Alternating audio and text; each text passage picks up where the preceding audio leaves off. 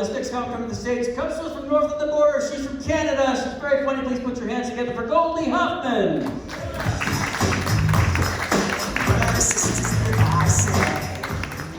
Thank you. Hello. Hello. Thanks for staying around. Like a lot of comedians, I'm also an actor. Some of you are giving me that wonderful look of recognition. Yes, I think I did serve you brunch once. Great to see you again. Great tipper. Just joking. That's a bad cliche. I don't work brunch anymore. I work nights at a dive bar in Hollywood now. Progress!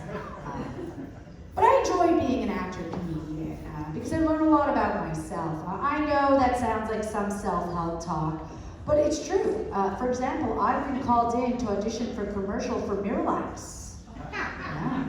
Apparently people meet me and they think, constipation. But the breakdown also said this interesting fact. It said, we are seeking young women who are attractive, but not unattainable. Yeah, apparently some girls are unattainable, honey. Had another audition and the breakdown said, we are seeking a girl next door type. And then in big, bold caps letters it says, not models! Like, we got it, thank you. Okay, a bit rough around the edges, pretty, but in a small town trailer park kind of way. This is the Hollywood flattery that you get. So I took a social media break recently. Anyone do this? You should. Yes. I basically was getting sick of people's brag posts. You know what I'm talking about? Like, day number 36 of feeling blessed, grateful, #loved. And those are great things. I am not putting that down, but I just feel that I wouldn't get the same reception if I were to post something like, day number 3,680 of barely hanging on, but keeping it together. You post something like that, I guarantee you, crickets. No one's like, wow, you're so inspiring. Goldie, you should have a TED Talk. So I live in LA now, so I actually have to first apologize to you because I've apparently committed a cardinal sin. I am wearing the same shirt twice within a very short period of time. Yeah, I have a friend, she's very LA, she said, Goldie, you can't wear that on the show. Okay, it's already been seen. I even posted on Instagram, so it's like permanently seen. It's been seen. Who am I, Cleopatra? I'm pretty sure even Cleopatra just had 3 outfits. There was robe 1, robe 2, and the one she wore on the Ten Commandments movie. Ridiculous. Any Amazon fans here? Amazon packages? Yes, we love our packages. When I was a kid, though, it used to be a big deal. It was exciting, right? If it was coming in a big box, it must be important. You know, the UPS truck or FedEx would round the corner, you're nodding, you look out the window, is it coming for me? Is it for me? Now it's just routine, right? You wake up, your dog's barking, you hear the plop of a box, you're like, oh, my worm remover cream is here. Rip open this giant box, there's air bubbles you're popping for a tiny little tube of ointment. Brace yourselves, I'm waiting for a very exciting package. My sewing fabric scissors are on the way. Yes, ooh, yes, one sewer, thank you. Picking shares, actually. Yes. So we're very into our labels in society, aren't we? Everybody's talking what they are. And so I picked one. I identify as a skeptic. Yes, getting the side eye there, that's a skeptical hello. So what does that mean? I mean, we ask questions and we're doubters, and we're very important for progress in society, but we're not well liked. And that is because we are annoying know-it-alls. We're that friend watching a movie with you who says, yeah, you know, that's inaccurate because zippers weren't invented yet. Like, yeah, we know, Goldie, it's a low-budget indie film. They did the best they could do with the $500 grant money. We can't help it, though. We're truth seekers, right? But it's a cliche, but nobody wants the truth. Lying is the social fabric of society. It's why we all exist. It's why you exist, sir.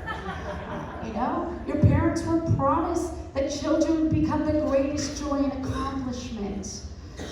We all know that's not true. Getting a little confessional, so I'll tell you a bit about myself. I actually grew up first in New York, then Montreal, Canada. I'm one of 10 kids, 5 girls, 5 boys, same parents, no twins. Yes, Yes, those are your stats. Psychology actually is a term for this in the DSM. It's called insane.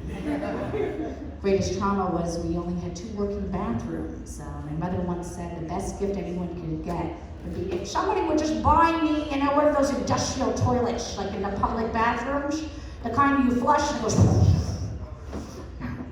We were all born a year apart, so basically my mother had a locker room in the maternity ward. She was like, thank you, nurses, I'll see you again pretty soon. Oh, I feel pregnant in 8 months, maybe? She's like, goodbye, kids, have fun in summer sleepaway camp for 6 weeks. Now remember, Goldie, no news is good news. Hi, doctor. Oh, 1 second. Goldie, how old's your brother now? Good times, Mom. So, my sister always said, we're poor. And I resented that. I was like, we are not poor, okay? We have a roof over our head. We have loaves of rye bread. Ma's famous chunky tomato soup, which she calls spaghetti. And, some people have nothing. My boyfriend recently came home to home visit with me in Montreal. He took 1 step inside and said, baby, we're poor. I said, what? Every sofa has a sinkhole. You know what I'm talking about. It's like a black hole. Things go in, never to be seen again. Mayor Cat Mittens, rest in peace. So my family now has finally come to terms with my career, shall we say. My mother accepted it. Once I booked a small one-line role as a doctor. I emailed her a picture of me in scrubs on set. And the next visit, I came home and I saw she printed it out and framed it and put it on the mantle. I said, Ma, I can't condone this. This is not right. People are going to come over and think that you have a daughter as a doctor. She said, listen, Goldie, I know you like your comedy and acting, but I still say you would have made an excellent doctor.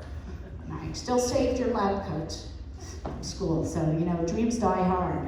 My aunt, on the other hand, she has a PhD in psychology, so she's a bit more understanding. She saw me recently and said, Goldie, I ran into an old friend. I really want you to meet her. You're so similar. She's also a struggling actress.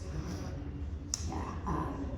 Mean Goldie wanted to say, I'm too nice, but a mean version Goldie would have said, oh, wow. I just ran into a friend. Her mother's also an overeducated out-of-work therapist.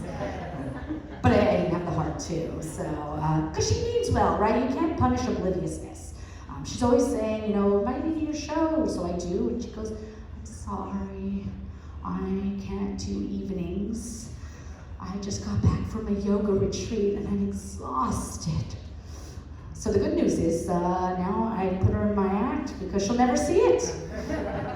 And on that wonderful family note, thank you for being here, thank you, Portland, and give it up for your host, the Portland Comedy Festival, and Goldie Hoffman.